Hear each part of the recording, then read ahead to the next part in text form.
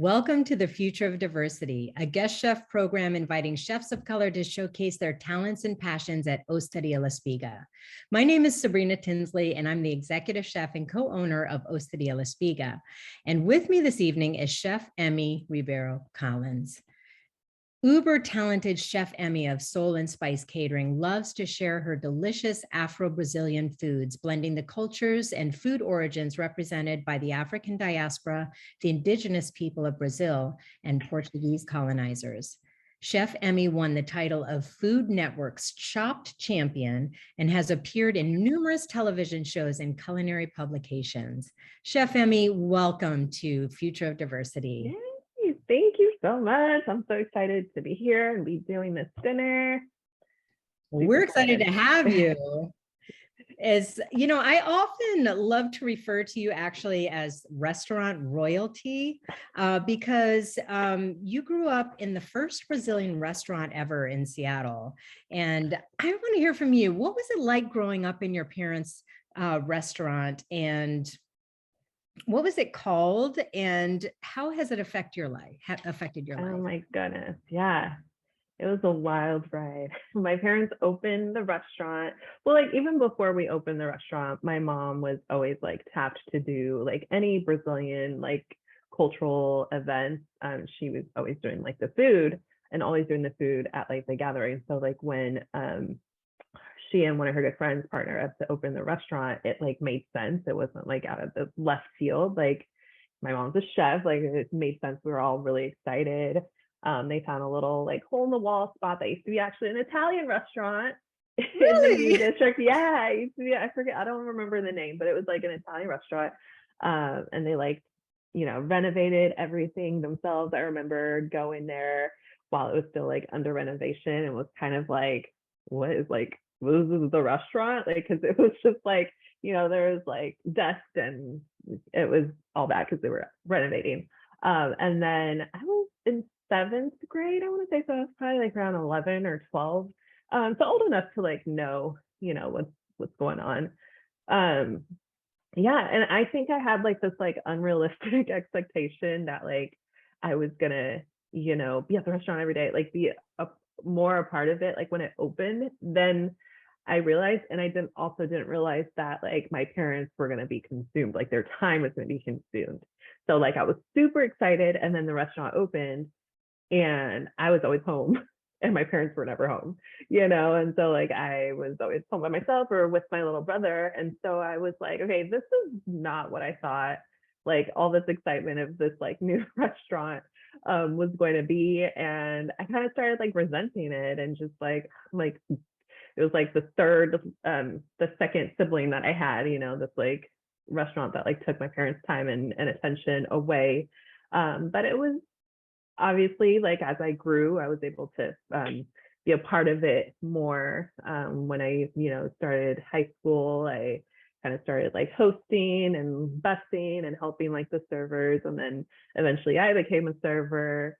And so I got to experience that experience as well as like working in there in the restaurant, which was fun. But again, it was also like, you know, high school and people are going to like football games and, you know, going here and going there. And it's like, I mean, you have to go to work. And I'm like, so, you know, growing up in the restaurant was like a mix of good and bad, fun and terrible times. It's just, I mean, you own a restaurant, you know this firsthand as well. It's a joy. It's great. It was like the place where everything happened, you know, like all the birthday parties, my baby shower, my first daughter's first birthday, my engagement party, my wedding rehearsal, like everything happened. It's like our home away from home. It's like the gathering. You know, we went from being in Brazil when I was really little, like our house used to be the place where like our family gathered.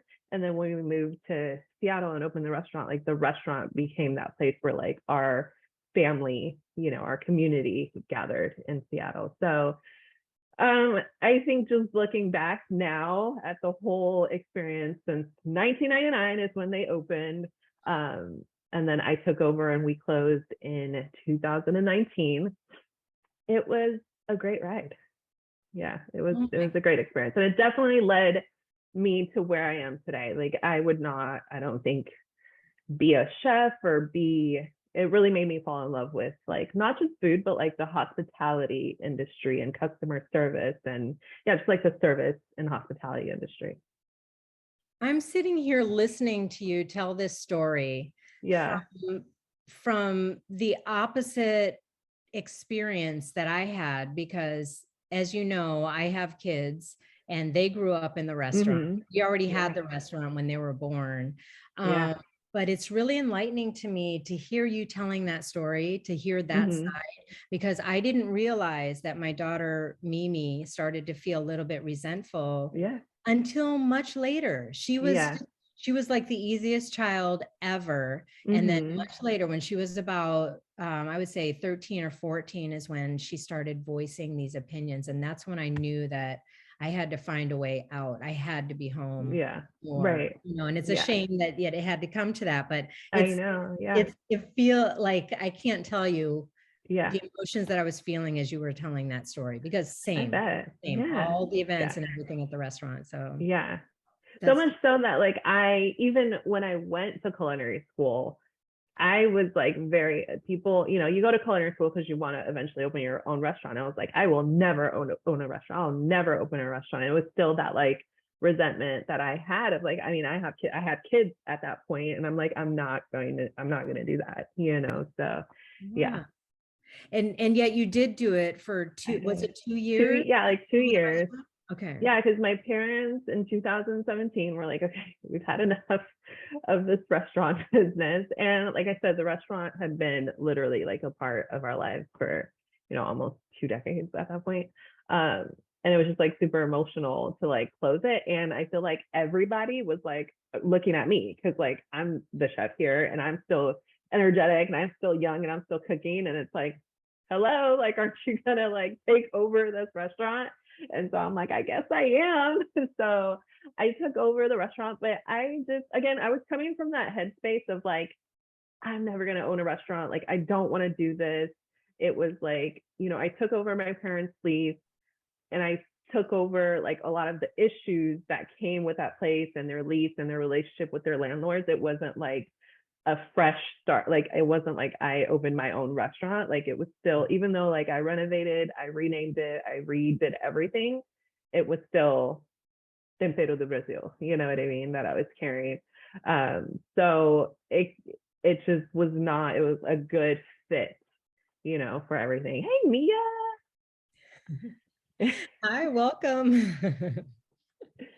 Yeah, so I took over for 2 years, and eventually, like I said, that relationship with like the landlord, I mean, my parents opened the restaurant when I was 12, so it's like they've known me since I was 12.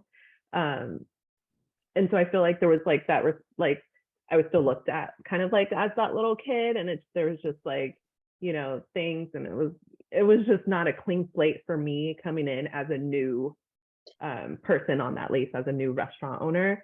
So I decided just to part ways, and I was going to look for a different space to either continue Alcove as the restaurant that it was, or have a catering kitchen with like a small venue. But then the pandemic happened, and I did not get that place. So yeah. Oh, wow. Well, fast forward to 2022, and little Emmy from Seattle, by way of Bahia, is fast tracked to stardom. And so, how are you handling that? I mean, we heard you've been on Chopped, you've been on Alex versus, what is it? Alex versus Alex versus America. Yeah. America. You've been Yeah. on plenty of other shows, and I see your name everywhere. You've got an amazing Instagram. How is that affecting you? And do you feel different now? Or, just tell us a little bit about that experience.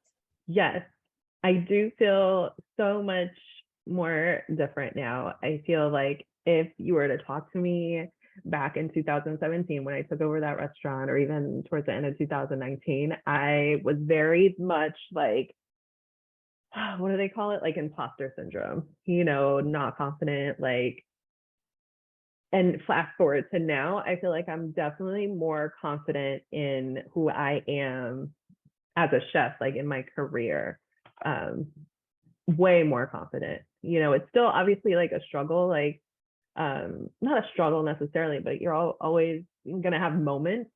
But I feel like I'm so much more confident in like who I am as a chef and like what I'm doing, and like in my own lane, but also more comfortable have like being a part, feeling like I'm a part of a community. Whereas like back then I felt like I kind of like would isolate myself a lot. But I think that was because again, like I had imposter syndrome. I didn't feel like I fit in. So I was like, I'm just gonna do my own thing, you know. So I feel like that's how I'm like how I've evolved and feel different as far as like the shows and stuff. It's just like such a it's really a fun experience. For me, I am super competitive. I've always loved the camera ever since I was little. Like I have like tons of recording. So yeah, I love it. And it's weird to, you know, I mean, I don't think of myself as like a celebrity or celebrity chef or famous or anything, but I have been like recognized like once or twice, like in the streets of Seattle. And it's like a little weird. I'm like, whoa, that's like interesting. Is this how celebrities feel? Yeah. That's awesome. So I wonder, like, but do your kids see you as a celebrity? I think we've had a few conversations about your kids. Kids will humble you. Okay.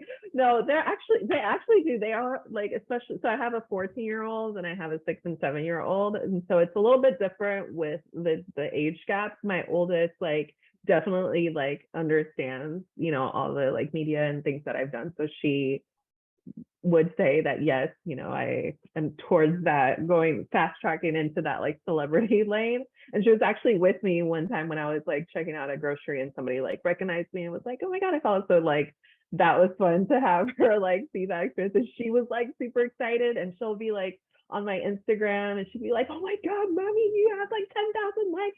Oh my God. Like, so she like pumps me up for sure. Like definitely. And my little ones too, like they watched all the shows that we've done. Like I've done like a big gathering of people like to watch the show, and it's like really fun. And it's also fun because like most of the shows will ask for like a family picture, because you know, you talk about who you are, like your life and stuff. So obviously I talk about my kids, so then their pictures get shown on the show and they get like super excited that they're on TV as well. So it's a good time. Yeah. That's awesome. And your daughter is kind of following in your footsteps. I've seen her cooking with you before. Yeah, she loves it. I always drag her, but she comes willingly to like help me out. Um, she likes to cook. I don't think that she will follow into like the chef role professionally, because she's very passionate. She's been very vocal and passionate about like what she wants to do when she grows up since she was little. So like we know for sure that that's what she's gonna do. But she really enjoys cooking, which I love. I love that she does it with like no pressure. She gets creative. She really likes baking a lot too. So she's always like, she made macaroons with her friend the other day. But yeah, she loves, I, she reminds me of me because she likes to work. Like she doesn't complain about it. She comes willingly. She's excited about it. And at the end, she like feels accomplished, you know, which is a great experience for her. Word has it that you are heading to Brazil, Bahia, to be Yes. specific, to work on a special project. Is that something you can talk about at this Yeah. moment, or is it still hush hush? It's it's still kind of in the works, but I can definitely share. I'm going to Brazil in February, mostly to like visit family and such. But I'm always also like working on, you know, my work here of like spreading knowledge of Afro-Brazilian foods. And so I'm going to already be down there. I'm already going to be doing this like like research and development out there for this work that I'm doing. So I figured this is a great time to gather content out there. So there may or may not be some really amazing content happening when I come back, with, you know, things that I explore and learn specifically, geared towards like Afro-Brazilian and like the influence of the African diaspora, like the African slaves that were brought to Brazil, in particular Bahia, Salvador, indigenous ingredients.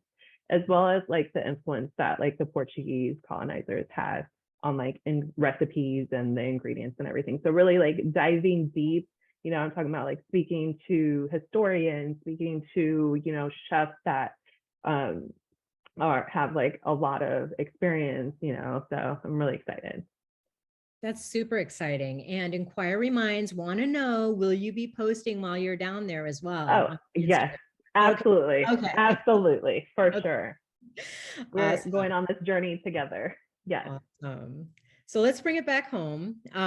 This Sunday, October 23rd, you're going to be presenting an Afro-Brazilian dinner, which was sold out in 2 days, I might add, and oversold because we had to open Yeah. it back up for some folks that didn't get in. So super exciting. I'd love to talk about that menu. Let's walk through it like item by item and just Okay. share with our guests what they're going to be enjoying this Sunday. Yes. So the first course, so the menu, the dinner is titled Baiana. Baiana, I was born in Bahia, the state of Bahia in Brazil, and a Baiana is technically a woman. You know, our language is female, male. Baiana is a woman from Bahia, as well as we refer to the street vendors who sell like the Afro-Brazilian street foods in Bahia, like on the street corners, as Baiana. So this dinner is really like an ode to my roots of Bahia, but also it has influence from my Pacific Northwest upbringing because, you know, Seattle's my home as well. Like I've been here since all my life, basically since I was 6 years old. So we're going to start with the gazpacho de palmito, which a gazpacho is not a typical Brazilian food. So this, again, it's like my little twist to it. And so it's a gazpacho of hearts of palm. Hearts of palm is definitely a Brazilian ingredient. You see it anywhere across the country, used in multiple ways, mostly like in salads, or just eaten, like sliced and eaten on its own, kind of like as an hors d'oeuvre or something. And then it'll be topped with some Dungeness crab, an ode to the Pacific Northwest, a little bit of the dende oil, the red palm oil, and some edible flowers. So that's gonna, you know, open up the dinner. And I do want to say, so every course has either red palm oil, which is the dende oil, or cassava root in some form. I would say that those are like the two most important ingredients in Brazil, in the Brazilian culinary. Cassava root is native to Brazil, and there's so many different products that come from it. It's either like the root, like you cut it up. If you had yuca fries, that's what it is. Yuca and cassava, same, it's just different names for the same thing. The root dried up and ground up is the cassava flour. The starch from the root is tapioca. So super, super important, especially to the indigenous people of Brazil. This root was like important for sustaining their life. So in the menu, you'll see this cassava throughout the menu, as well as the dende oil, because that is a very important ingredient of the West African that were brought to Brazil. Yeah, And it's, oh, yeah, sorry, no, go ahead. sorry. I was No, gonna, go ahead. because that doesn't grow in Brazil, right? Yeah, I don't think so. Yeah, it's from, it's native to Africa. I actually have, okay, so I have like a little thing that I wanted to read. I have this cookbook, Zoe's Ghana Kitchen. I love Chef Zoe. And I mean, Ghana, West Africa. And she has like this little paragraph about red palm oil that I want to read really quick, if that's okay. Because I was like, this is literally it right here. So there's an ongoing misconception over sustainable red palm oil in terms of its healthiness, its impact on the environment, and its sustainability. Sustainable red palm oil is an essential pantry staple for most of West Africans and Bahian. It is an essential element to many dishes, including red stew and palm nut stew. An earthy, floral, smoky flavor, bright orange color only serves to add rather than distract from the joy of cooking with it, not to mention its myriad of health benefits. The gaze which criticizes red palm oil is a colonial one, and it's a white gaze that seeks to disrupt thousands of years of organic farming and cooking with palm nut kernels because of the unkind processing, cultivation, and farming techniques of big white multinationals that extract the glue within it now used to bulk out so many unrelated consumer goods. So if you see like just random food items that whatever it is, you'll see palm oil, but that is not, again, let me continue. So I defend the right to cook with red palm oil by Africans and in African cookery wholeheartedly. And that was by Chef Zoe of Zoe's Ghana Kitchen. So I feel like I know Chef Zoe. I know her. Yeah. I totally know her. She's actually, she has a strong Australian accent though, or something. It's an Australian, yeah. Or I heard her on like the Cherry Bomb radio. I don't know her, but I have her book and I read that and I was like, yes, Zoe, yes. Strong accent. I don't know where from. Is it like British? I want to say no. Maybe it probably is. Yeah, I think she's like from the UK. I don't know. Okay, yeah, I should know this. That's me. I'm horrible with accents. Sorry about that. But it's just when I talk about like red palm oil, I feel like a lot of people are like very like, oh, poo-poo it, but I think that like really explains it like to a T. So again, cassava root and dende oil, red palm oil is going to be present in this menu because this is the food of Bahia, and it wouldn't be without. When I see a moqueca recipe, side note, on the internet that doesn't have dende oil or says that you can substitute dende oil with like olive oil, I mean, it's like super offensive. Like, you've seen Sabrina red palm oil. Yeah. Is that the same thing as olive oil? No. There's absolutely not even no way. You know what I mean? Flavor is very distinct. The color is distinct. Yeah. There's no, you can't substitute that with anything else. No. But I know that you've even had issues finding the dende oil here. Yeah.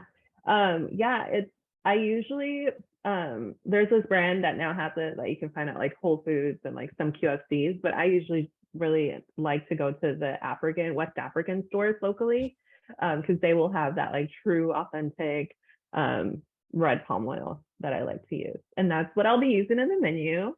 So so we had our gazpacho, that's the first course, and then second course I believe is the acarajé, which is the black eyed pea fritters, and this is like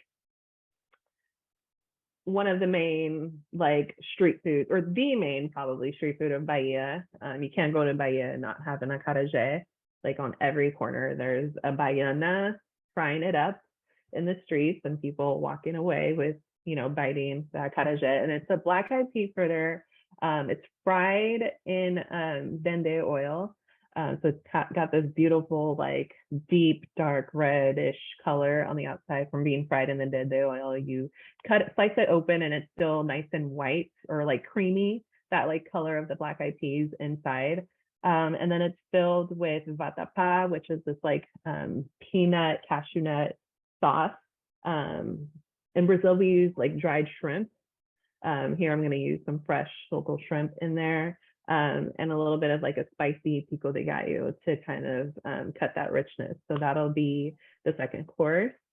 And then the third course is moqueca, which I would say is like the signature dish of Bahia. And it's coconut milk, dende oil. It's a stew. It's usually it's a seafood stew. You either have like moqueca de peixe, moqueca de camarão. This one is going to be a moqueca with mussels and green papaya. And the green papaya is like an interesting, like little funny story. We eat a lot of like chayote squash in Brazil.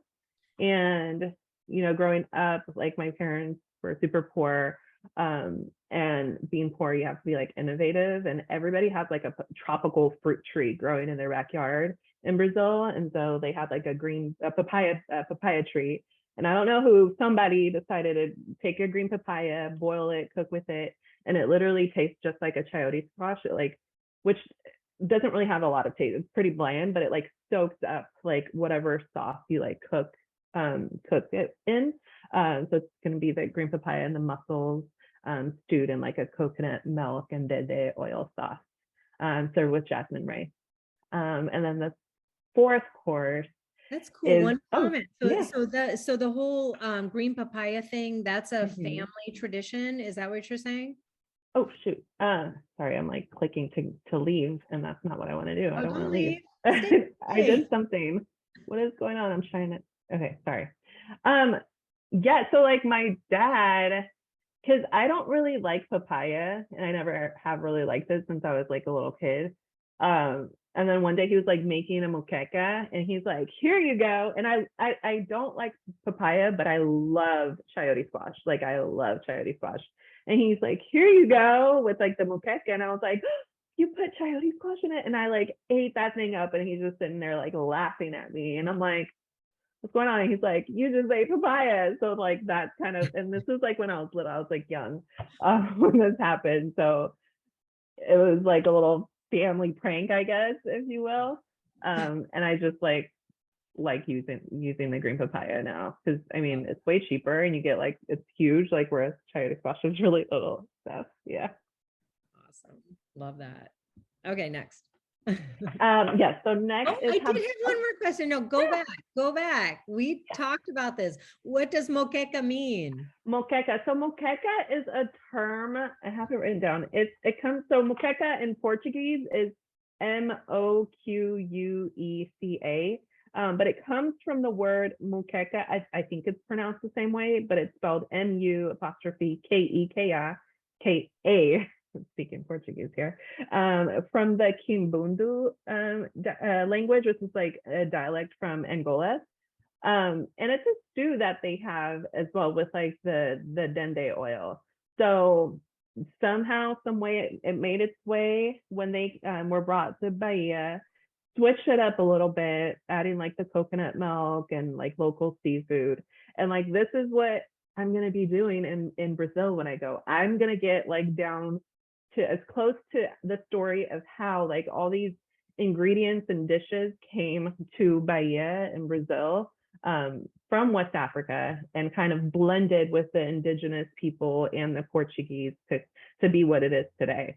So hopefully we'll have a fuller picture of exactly like how moqueca, Brazilian moqueca, came to be the way it is when I go there.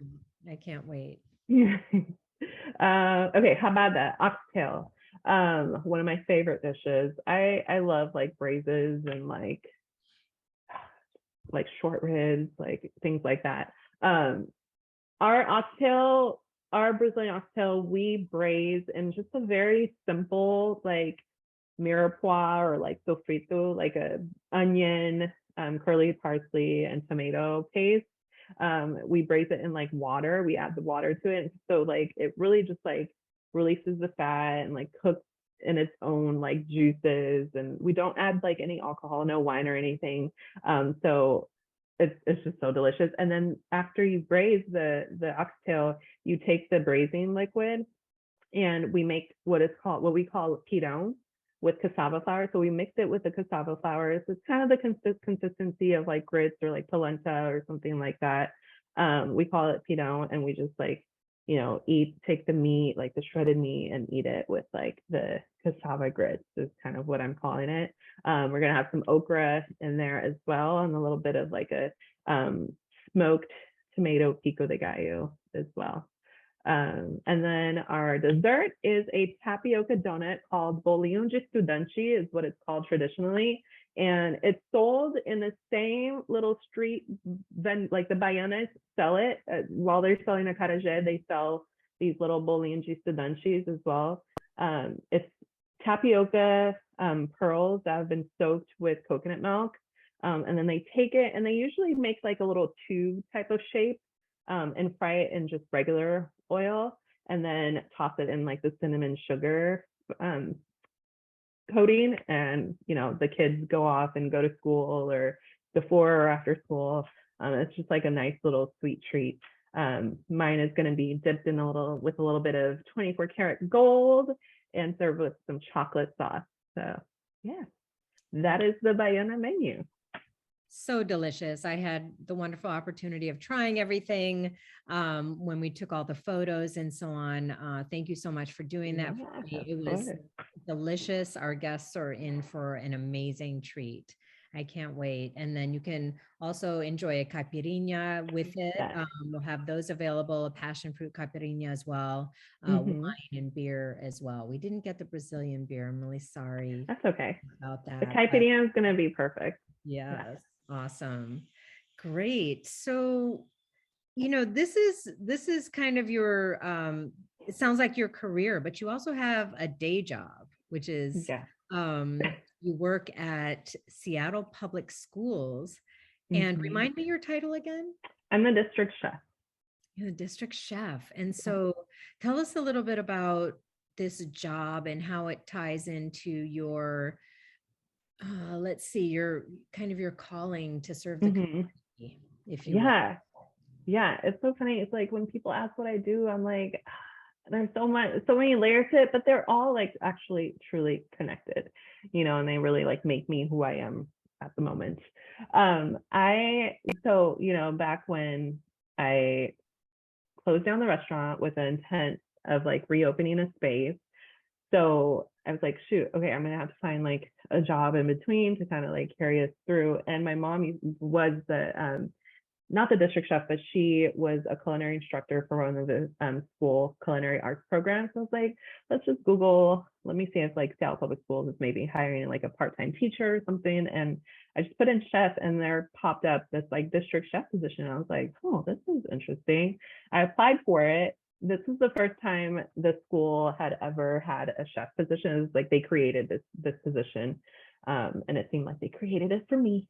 So I interviewed, got the job, and have been there ever since. My role is a really significant one within the department. I write the menus, develop the recipes, buy the products, like find vendors. So I really like dictate what the students of Seattle eat, which is like such a full circle moment for me because like going back to 94 when I came here, well, even before that, in Brazil, lunch is like a huge deal. It's like the most important meal. Honestly, like all our meals, like breakfast, lunch, and dinner is like a spread, but lunch, you are home for lunch. People leave work for lunch. School, you either go to school is AM school or PM school. And so if you go to AM school, you're home for lunchtime. If you go to PM school, you're home for lunch and then you go to school. So I was used to being home for lunch, my grandma or my mom making like what you would think is like a dinner, here in like traditional like American culture. That's what I was used to. And then I came to America, very excited, all these new things like school bus, like it was such a thrilling experience, like getting on a school bus because you only see these things in movies, and here I am living it. So excited, so excited. And then I get to the lunchroom for American school lunch and it's like a corn dog on a steak. And I'm like, what is this? Like, it was really gross to me, unfortunately. I mean, like we didn't have like kids menu. We ate what was cooked, what the adults were eating, you know what I mean? So this like corn dog and like hot dog and pizza, stuff like that, was like my palate was not used to it. And I used to go hungry all the time. I used to come home, like I used to ride the bus. I remember like headaches and like my tummy grumbling. Like I was hungry. I was like a hungry child.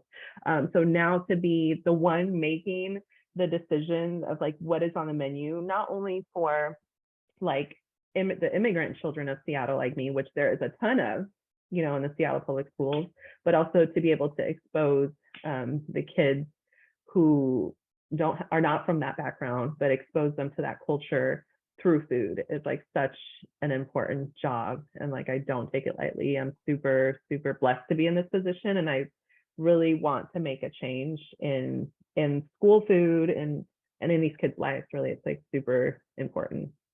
I don't know if I answered your question. I kind of just went Yes. on. Again, you've managed to like bring out the emotions in me. I'm like Oh. close to tears because it just means a lot. I mean, when somebody can if they're used to a certain food and they can find, a little bit Yeah. of their food that they can also then Yep. like be proud of and talk to their, Yeah. American counterparts and say, oh, this Yeah. food, like talk it up and get excited about it. Hmm.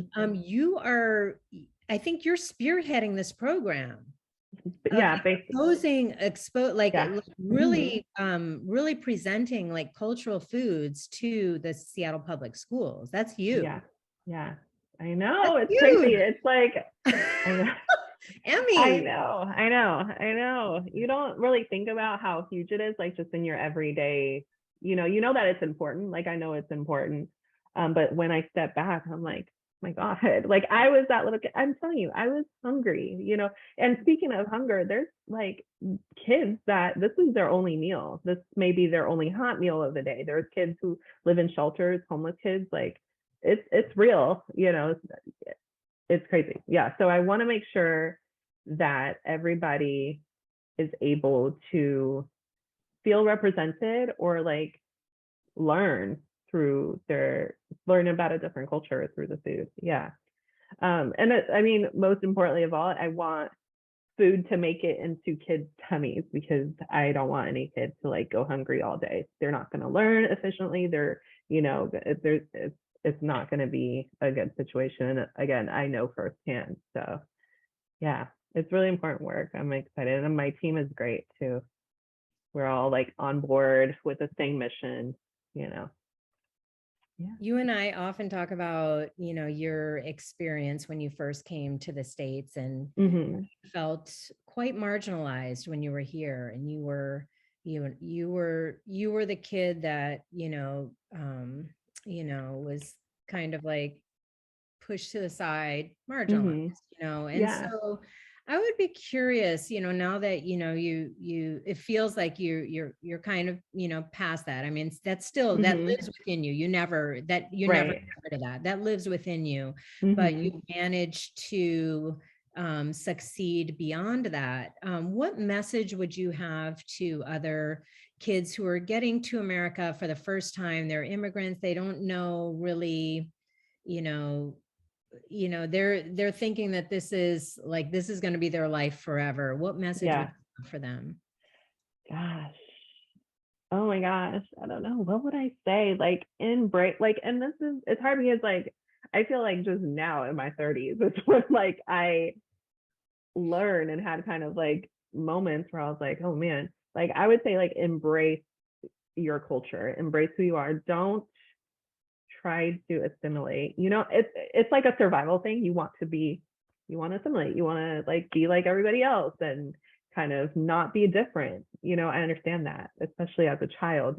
Anything that makes you different and stand out, like kids can be ruthless. But I think what makes you special is your unique story. That's what makes you you, like, and tell your story. Like, I wish I could go back and have embraced my culture more, even though like, I grew up in a Brazilian restaurant. I feel like I embraced it, but like within myself, I guess, like within yourself, like don't try to embrace it more and it can feel lonely.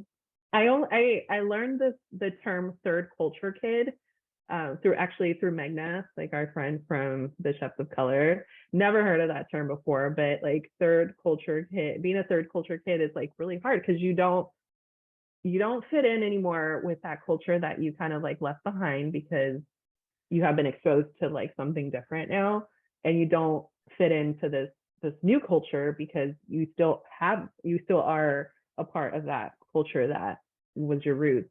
And so like you're in between, like you don't feel like you fit in anywhere at all.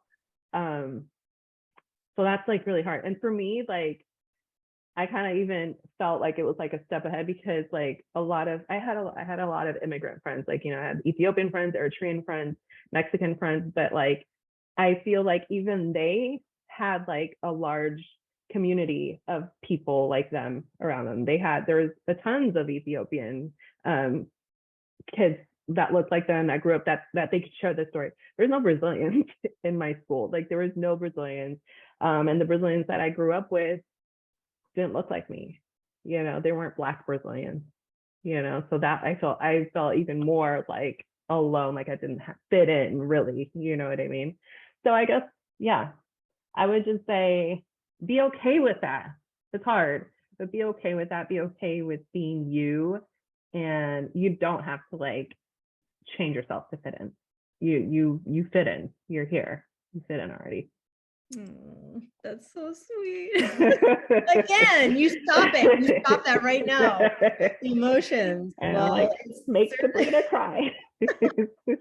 well, it certainly sounds like you're embracing your culture now. And Emme, we are so proud of you. And we're so excited to have you, like, Thank you.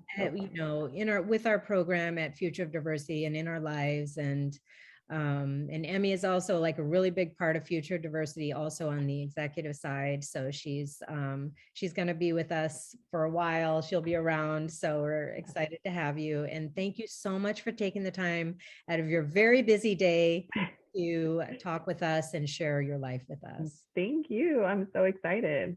Yay. See you Sunday. All right. You take care. Thanks, Sabrina. All right. Bye-bye.